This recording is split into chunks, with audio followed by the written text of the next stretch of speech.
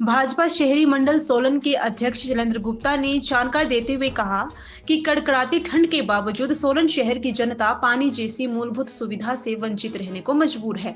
उन्होंने इसे अत्यंत दुर्भाग्यपूर्ण बताते हुए कहा कि सरकार आम जनता को पेयजल जैसी बुनियादी आवश्यकता उपलब्ध करवाने में पूरी तरह विफल साबित हो रही है। शैलेंद्र गुप्ता ने कहा कि इस भीषण ठंड में लोगों के हलक सूख रहे हैं, जबकि सरकार और प्रशासन मूक दर्शक बने हुए हैं।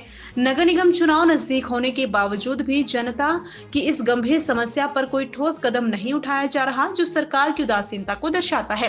शैलेंद्र गुप्ता ने सवाल उठाते हुए कहा कि गर्मियों में पानी की कमी का बहाना बनाया जाता है, बरसात के मौसम में ये कहकर पल्ला झाड़ लिया जाता है कि गाद आ गई है, और अब सर्दियों में सवाल खड़ा हो रहा है कि क्या सूखा पड़ गया है। ये सवाल आज सोलन की जनता सरकार से पूछ रही है। भाजपा शहरी मंडल अध्यक्ष ने स्थानीय मंत्री धनराम शांडिल पर भी निशाना साधते हुए कहा कि वे जनता की समस्याओं के प्रति कभी गंभीर नजर नहीं आते और लोगों को राम भरोसे छोड़ दिया गया है। पेयजल योजनाओं पर करोड़ों रुपए खर्च किए जाने के बावजूद आज भी लोगों के नलों में 5-5 दिनों तक पानी नहीं पहुंच पा रहा है।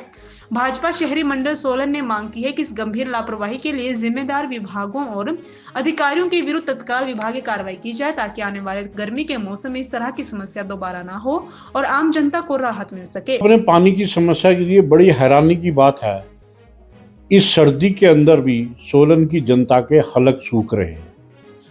अब लगभग 5वें या 6ठे दिन तक पानी चला गया और माननीय धनीराम शांडिल जी ने पहले कहते थे पानी नहीं है अश्विनी में, गिरी में, फिर कहते थे गाद आ गई।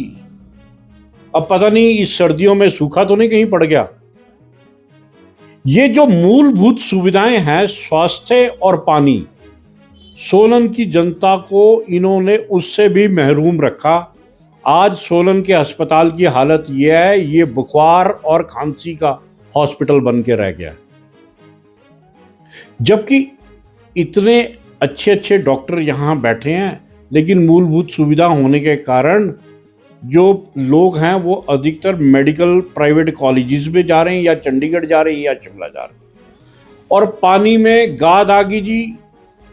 अब करोड़ों रुपए आपने योजनाओं में खर्च कर दिए, ऑगमेंटेशन में कर दिए। अब वो पानी की अवेलेबिलिटी भी है, तो अब सर्दियों के अंदर अब क्या हो गया? अब कोई सूखा पड़ गया? आप सोलन की जनता के लिए बिल्कुल भी कहीं आपकी संजीदगी है? कहीं पिछले 5 साल में देखिए, आप केवल अपनी रिटायरमेंट लाइफ को गुजार रहे हैं। आपने अपने वारिस को ये बैटन दे दिया, लेकिन इस बात की चिंता नहीं की सोलन की जनता ने आपको जन्मत दिया, आप में विश्वास किया, तीसरी बार विश्वास किया। आज सर्दियों के दिनों में भी जब 1/3 की कंजम्पशन होती है, तो भी लोगों को 5वें या 6ठे दिन के ऊपर पानी चला गया।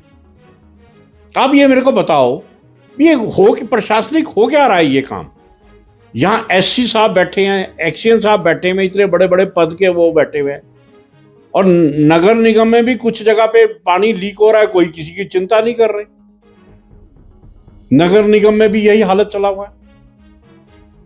अब लोगों बताओ कि भी लोगों का क्या कसूर है कि भी लोगों को 5वें 6ठे दिन भी पानी उपलब्ध नहीं हो रहा, जबकि यहाँ बहुत से लोग माइग्रेट कर गए, जो बच्चों की छुट्टी होने के साथ इधर उधर शिफ्ट कर गया, कंजम्पशन कम हो गया, तो भी हालत ये होगी है। पिछले 15 दिनों से ये हालत चल रही है और किसी को कोई चिंता नहीं। मैं ये कह रहा हूं कि भी यदि अभी 3 साल बनाए हैं, 2 साल बकाया हैं, विधायक महोदय जो वर्तमान में हमारे माननीय स्वास्थ्य मंत्री भी हैं, यदि वो किसी सेहत के कारण इस काम को सोलन की जनता का यदि ध्यान नहीं रख सकते, तो वो रिजाइन करके नया जनमत ले ले, ताकि कोई दूसरा आदमी तो उसको सुचारू रूप से चला सके।